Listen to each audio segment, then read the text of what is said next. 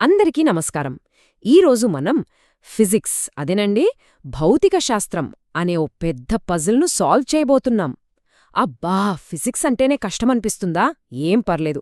సరైన దృష్టితో చూస్తే దాని వెనక ఉన్న సింపుల్ సూత్రాలు ఎంత బావుంటాయో మనకే అర్థమవుతుంది. ఇలాంటి క్వశ్చన్ పేపర్ చూడగానే మనలో చాలామందికి అమ్మో అనిపిస్తుంది కదా. అన్నీ నంబర్లే, ఈక్వేషన్లే, అంత కన్ఫ్యూజింగ్గా ఉంటుంది. కానీ నిజంగా చెప్తున్నా, టెన్షన్ పడాల్సిన పనే లేదు. అసలు దీన్ని ఒక ఎగ్జామ్లా కాకుండా ఒక గేమ్లా, ఒక పజిల్లా చూద్దాం. ఆలోచించండి, ప్రతి పజిల్కి కొన్ని రూల్సు, కొన్ని కీజుంటాయి కదా. వాటిని పట్టుకుంటే చాలు, గేమ్ మనదే. ఇప్పుడు మనం అలాంటి కీజ్ గురించే తెలుసుకోబోతున్నాం. రైట్. అయితే మన ఫస్ట్ చీట్ కోడ్ ఏంటో చూసేద్దామా? చలనం అంటే మోషన్ వెనక ఉన్న ఒక బేసిక్ రూల్తో స్టార్ట్ చేద్దాం. F=ma. అరే, ఈ ఈక్వేషన్ చూడటానికి చాలా సింపుల్గా ఉంది కదా, కానీ ఇది చాలా పవర్ఫుల్. ఉదాహరణకి, మనం సూపర్ మార్కెట్లో హెవీగా ఉన్న ట్రాలీని తొయ్యాలంటే ఎక్కువ ఫోర్స్ పెట్టాలి. ఎందుకు? అలాగే ఓ క్రికెట్ బాల్ను ఎంత గట్టిగా కొడితే అది అంత స్పీడ్గా వెళ్తుంది. ఎందుకు? ఈ ప్రశ్నలన్నిటికీ సమాధానం ఈ ఒక్క సింపుల్ రూల్లోనే ఉందన్నమాట. సరే, మరి ఈ రూల్ని ప్రాక్టికల్గా ఎలా వాడాలో చూద్దాం. ఈ వర్క్షీట్లోని 4వ ప్రాబ్లంనే తీసుకుందాం. ఇక్కడ సీన్ ఏంటంటే, వాడిన ఫోర్స్ ఒకటే, కానీ ఆ ఫోర్సు 2 వేర్వేరు బరువులున్న వస్తువుల మీద ఎలా పనిచేస్తుందో మనం కనిపెట్టాలి. ఓకే, ఈ పజిల్ను సాల్వ్ చేయడానికి మన దగ్గర ఒక సింపుల్ ప్లాన్ ఉంది. స్టెప్ 1, మనకు తెలిసిన వాల్యూస్తో ఆ తెలియని ఫోర్స్ ఎంతో కనుక్కోవాలి. స్టెప్ 2, ఇప్పుడు ఆ ఫోర్స్ని రెండో బరువైన వస్తువు మీద అప్లై చేస్తే అది ఎంత స్పీడ్గా కదులుతుందో లెక్కించాలి. అంతే. And here is the answer. చూసారా?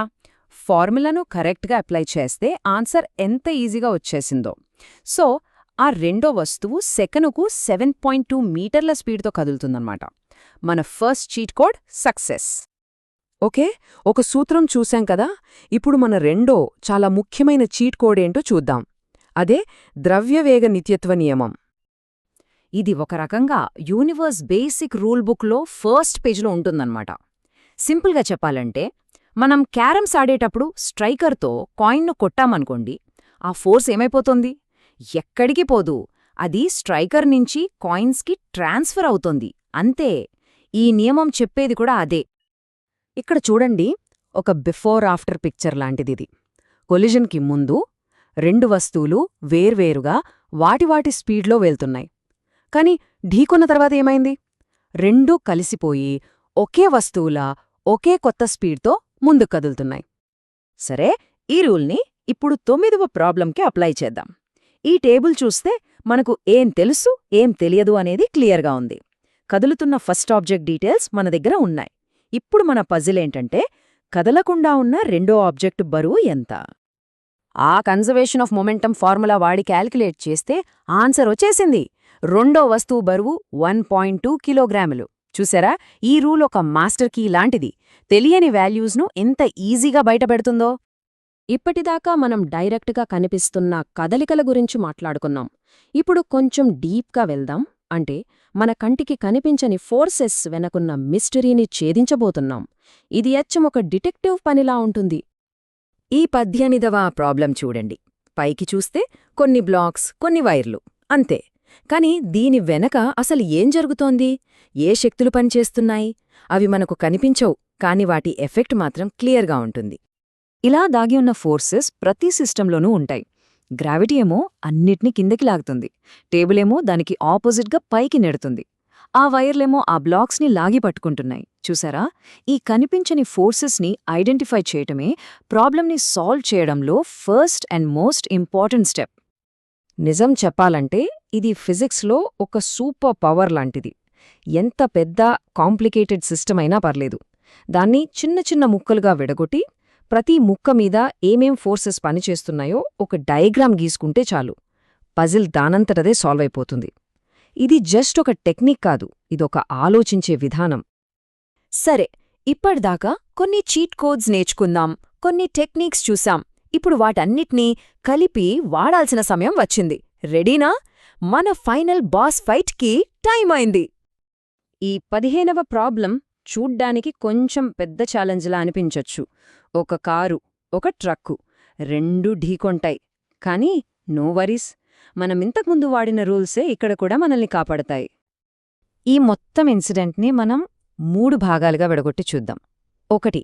ఢీకొనడానికి ముందు అంటే బిఫోర్ ఇంపాక్ట్ పరిస్థితి ఏంటి? 2.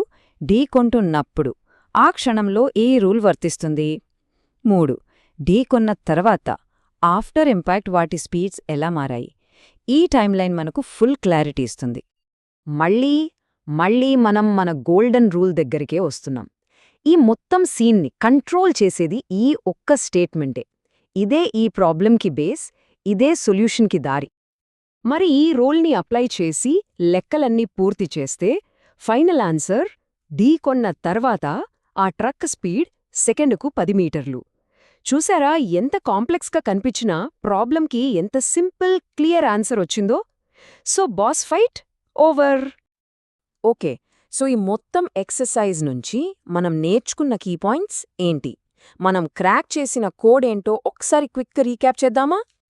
మనం చూసిన ప్రతి ప్రాబ్లంని సాల్వ్ చేయడానికి మనకు హెల్ప్ చేసింది ఈ 3 బేసిక్ ప్రిన్సిపల్సే.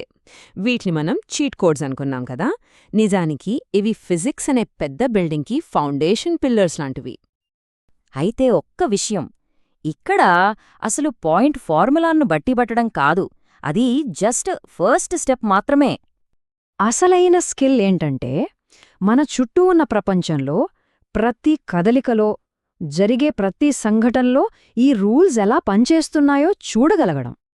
కాబట్టి నెక్స్ట్ టైం ఒక బాల్ గాల్లోకి ఎగరడం చూసినా, లేదా పూల్ టేబుల్ మీద బాల్స్ ఒకదాన్నొకటి గుద్దుకోవడం చూసినా ఒక్క క్షణం ఆగి వాటి వెనుక ఉన్న ఈ ప్రిన్సిపల్ గురించి ఆలోచించండి.